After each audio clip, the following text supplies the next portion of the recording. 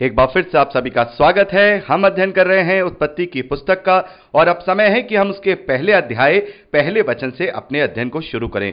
यहां पहले वचन में लिखा है, आदि में परमेश्वर ने आकाश और पृथ्वी की सृष्टि की।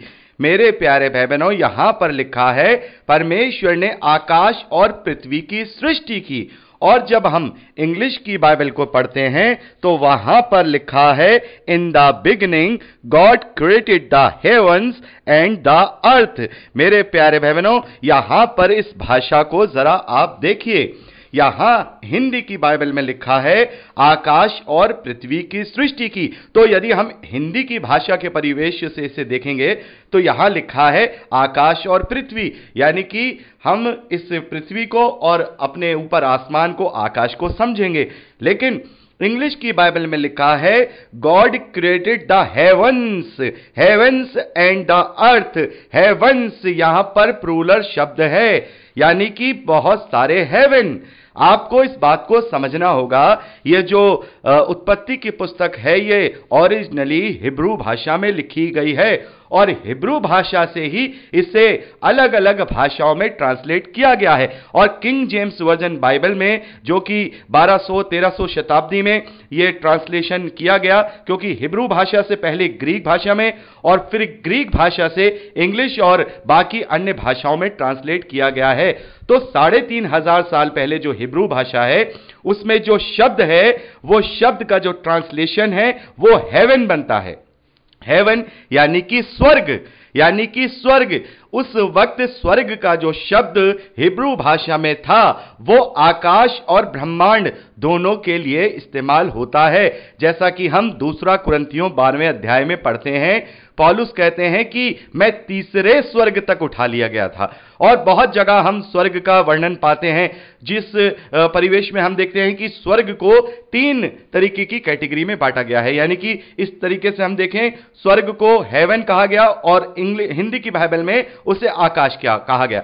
यानी पहला स्वर्ग, पहला आकाश, दूसरा स्वर्ग, दूसरा आकाश, तीसरा स्वर्ग, तीसरा आकाश। यानी कि जो पहला स्वर्ग है, पहला जो आकाश है, वो ये हमारा जो पृथ्वी का वायुमंडल है, जहां ये बादल हैं, जहां ये पक्षी उड़ते हैं, जहां ये एरोप्लेन चलता है, इसे हम कहेंगे पहला आकाश।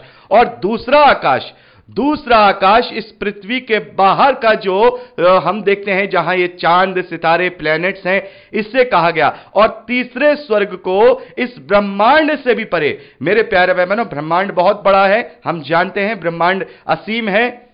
और इसके बाहर जो आकाश या हम कहें जो स्थान है, उसे तीसरा स्वर्ग कहा गया है। यह वही डायमेंशन है जहां पर परमेश्वर का निवास स्थान या हम कहें परमेश्वर का स्वर्ग है। तो 3 तरीके के जो शब्द हैं वो हिब्रू भाषा में इस्तेमाल किए जाते थे, यानी आकाश के लिए, ब्रह्मांड के लिए और परमेश्वर के निवास स्थान के लिए स्वर्ग शब्द का ही इस्तेमाल होता था। और यहां लिखा है हेवंस।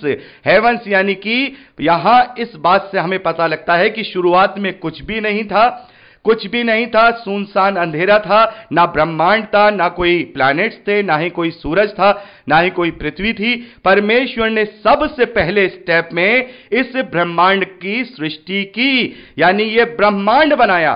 पूरे आकाश का मतलब ये पूरा ब्रह्मांड और इसमें की सारे जो हेवनली बॉडीज हैं, जो हम प्लैनेट्स कहेंगे, आकाश गंगाएं हैं, इन सब का परमेश्वर ने निर्माण किया। और ये वही स्टेप है, ये पहला स्टेप है जो साइंटिस्ट कहते हैं ये पूरा जो ब्रह्मांड है एक बिग बैंग थ्योरी है, उसके अनुरूप हुआ। एक बहुत बड़ा विस्फोट हुआ और वो लगातार एक्सपेंड करता गया और ऐसे पूरा ब्रह्मांड फैल गया।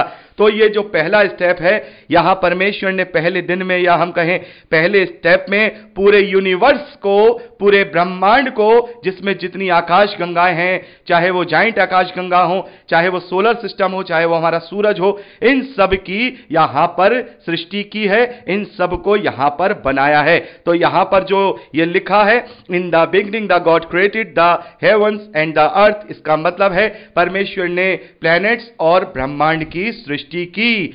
आगे दूसरे वचन से लेकर चौथे वचन तक लिखा है, पृथ्वी बेडौल और सुनसान पड़ी थी और गहरे जल के ऊपर अंधियारा था तथा परमेश्वर का आत्मा जल के ऊपर मंडराता था। जब परमेश्वर ने कहा उजियाला हो तो उजियाला हो गया, और परमेश्वर ने उजियाले को देखा कि अच्छा है, और परमेश्वर ने उजियाले को अंधियारे से अलग किया। तो मेरे प्यारे बहनों, यहां पर हम जो ये शब्द देख रहे हैं कि पृथ्वी बेडौल और सुनसान पड़ी थी, गहरे जल के ऊपर अंधियारा था और परमेश्वर का आत्मा जल के ऊपर मंडराता था, तो मेरे प्यारे बहनों उसका मतलब ये नहीं है कि पृथ्वी है और पृथ्वी बन गई और सूरज नहीं बना, क्योंकि हम सब जानते हैं कि सूरज पहले बना है और पृथ्वी बाद में बनी है। तो ये जो हम ये पूरा वर्णन देख रहे हैं, एक तरीके से पहले दिन का या पहले स्टेप का वर्णन देख रहे हैं। पहले वचन में हमने देखा कि आदि में परमेश्वर ने आकाश या आकाशों की और पृथ्वी की सृष्टि की, यानी कि पूरा ये यूनिवर्स बनाया।